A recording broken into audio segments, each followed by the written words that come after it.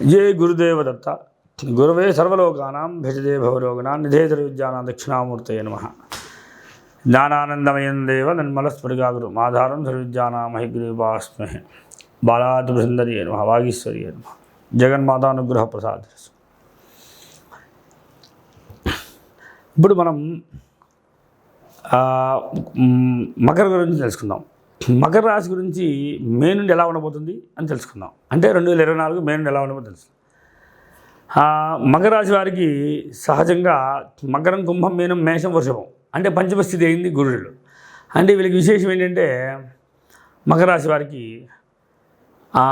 పిల్లల్ని కనాలన్నా వీళ్ళు 100 రకాలుగా ఆలోచిస్తారు. వీళ్ళ థాట్స్ అన్నీ చాలా వెరైటీగా ఉంటాయి అన్నమాట. ఎప్పుడు ఏదో తెలియనటువంటి అయిష్టత కలిగి ఉంటారు వీళ్ళు. అంటే ఏదో కోల్పోయిన ఫీలింగ్ ఉంటుంది ఇప్పుడు వీళ్ళకి. అయితే కుటుంబం మాత్రం చాలా పెద్దది, కుటుంబం చాలా ప్రపంచాన్ని తెలిసిన కుటుంబం ఉంటుంది అన్నమాట. అది కూడా తెలుసుకోవచ్చు మనం. మకర రాశి వారికి కుటుంబం ఎందుకు అలా ఉంటుందంటే సంసార జీవితం పెద్దగా ఆనందాన్ని ఇవ్వడం, అనేక సమస్యలు పొంది ఉండొచ్చు. అది లైఫ్ కూడా చాలా లాంగ్ అలా జరిగిపోతున్నట్టుగా కనిపిస్తుంది అన్నమాట ఎవరికి, మకర రాశి వారికి. అయితే తృతీయ స్థితి గురుడు అవడం వల్ల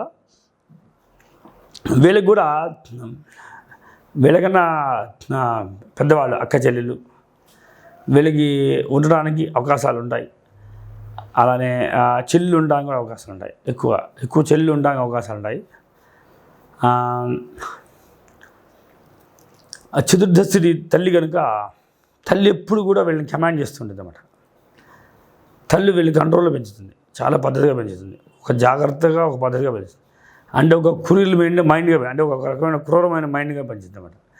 ఎవరైతే పులిలాగా, పులి ఎవరు వస్తే అరుస్తుంది, కరుస్తుంది, అలాగా ఒక భయంకరంగా పెంచుతుంది అన్నమాట తల్లి. అందుకని వ్యవస్థగా పెంచిన అవకాశాలు ఉంటాయి. తల్లి వీళ్ళ చాప్టర్లో చాలా ఇంపార్టెన్స్ రోల్ మెయింటైన్ చేస్తుందని తెలుసుకోవచ్చు. అలానే సంతాన స్థితి బాగుంది. వీళ్ళు పుట్టిన వాళ్ళు మంచి ప్రజ్ఞావంతులు, గొప్పవాళ్ళు, జ్ఞానవేత్తలు అవుతుంటారు తెలుసుకోవచ్చు. అంటే లగ్జరీ లైఫ్ ఎంజాయ్ చేస్తుంటారు. ఈ సంతానం ఎప్పుడు ఏదో సుఖాన్ని అనుభవిస్తుంటారు. వీళ్ళకి ఏ లోటు ఉంటుంది అన్నమాట. విద్యా లోటు ఉండదు, ఏ లోటు ఉండదు. కావాల్సిన తల్లి ఇస్తుంటుంది అన్నమాట. కంఫర్ట్ జీవితాన్ని పొందుతుంటారు ఈ యొక్క జాతకస్తులకి. సంతానం బాగుంటుందని చెప్పచ్చు. అలానే బుధుడు మిథునం అవ్వడం వల్ల, ఆరోగ్యం అవ్వడం వల్ల వీళ్ళతో పనిచేసే వాళ్ళు కానీ, వీళ్ళకి ఆపోజిట్ ఉన్న వాళ్ళు కానీ, వీళ్ళకి ఇబ్బంది పెట్టేవాళ్ళు కానీ వాళ్ళు చాలా తెలివిగల వాళ్ళు అంటారు. చాలా తెలివిగా వ్యవహరిస్తుంటారని తెలుసుకోవచ్చు. అయితే సప్తమ స్థితి చంద్రుడు అవడం వల్ల భర్త చాలా సౌమ్యంగా ఉంటాడు, చాలా మంచివాడు, ఉదార స్వభావుడే ఉంటాడని తెలుసుకోవచ్చు. మంచి లక్షణాలు ఉన్నవాడే ఉంటాడని తెలుసుకోవచ్చు. చాలా మెత్తడి మనిషి అయి ఉంటాడని తెలుసుకోవచ్చు.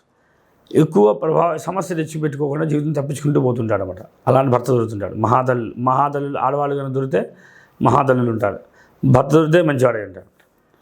అలానే ఎప్పుడు వీళ్ళకి ప్రభుత్వ సంబంధ లిటిగేషన్స్ ఎప్పుడు ఉంటాయి. అంటే ఉద్యోగ ప్రాబ్లమ్స్ అనో, సమస్యలను, లేదా పోలీసు వారు డిస్టర్బ్ అనో, లేదా ఏదో ఒక సమస్య, లిటిగేషన్స్ సమస్య, ఎప్పుడు గొడవలు, వాళ్ళు ఎవరు జైల్లో వేయడం, సమస్య రావడం, ఏదో ప్రాబ్లం రావడం, అన్ని ప్రభుత్వ సంబంధించిన రిస్కులన్నీ పడుతుండాలి అసలు.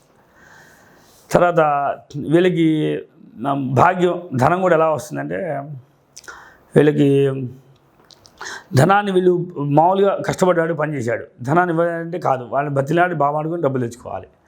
ఉపటాన్ని సాధి సక్రమంగా రావు, వాళ్ళు గొడవపడాల్సి ఉండాల్సి వస్తుంది, ఆ కంపెనీని మారుతూ ఉండాల్సి వస్తుంది, ఆ సమస్యాత్మకం మారుతుంది అన్నమాట.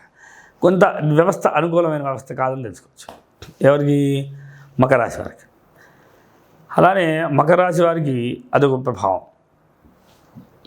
సప్తం, అష్టం, నవం, దశం. అయితే ఈ దశమ స్థితి విశేషం ఏంటంటే శుక్రుడు అవడం వల్ల మంచి ప్లేసుల్లో పడుతుంటాయి. వీళ్ళ వర్క్ అంతా కూడా ఉద్యోగం కానీ ఏదైనా సరే మంచి ప్లేసుల్లో పడుతుంటాయి అన్నమాట. కెనడా, అమెరికా, వేరే ప్లేసుల్లో పడుతుంటాయి. కొంచెం బాగుంటుందని చెప్పుకోవచ్చు అక్కడ ప్లేసెస్. ధనపరమైన సమస్య ఉంది కానీ వృత్తిపరమైన సమస్య బాగుంటుందని. అయితే లాభం విషయం వచ్చేసరికి మాత్రం లాభము అది చాలా సీక్రెట్గా ఉండాల్సి వస్తుంది అన్నమాట. అది చెప్పుకోలేని సిచ్యువేషన్ ఉంటుంది. ఖర్చు మాత్రం ఎలా ఉంటుంది, ఎప్పుడు వీళ్ళు ధార్మిక దేవతా సంబంధం ధనాన్ని ఖర్చు పెడుతుంటారు అన్నమాట. ఇది పూజలకు, పునస్కారాలకు, ఏదో విశేషమైన సేవల కోసం ధనాన్ని ఖర్చు పెడుతుంటారు. ఎప్పుడు భగవద్భక్తి విపరీతంగా ఉంటుంది అది చెప్పుకోవచ్చు. చాలా విశేషం ఇది ఈ మకర రాశి వారికి. ఇది ఒక యోగం అన్నమాట, విచిత్రమైన యోగం అని తెలుసుకోవచ్చు.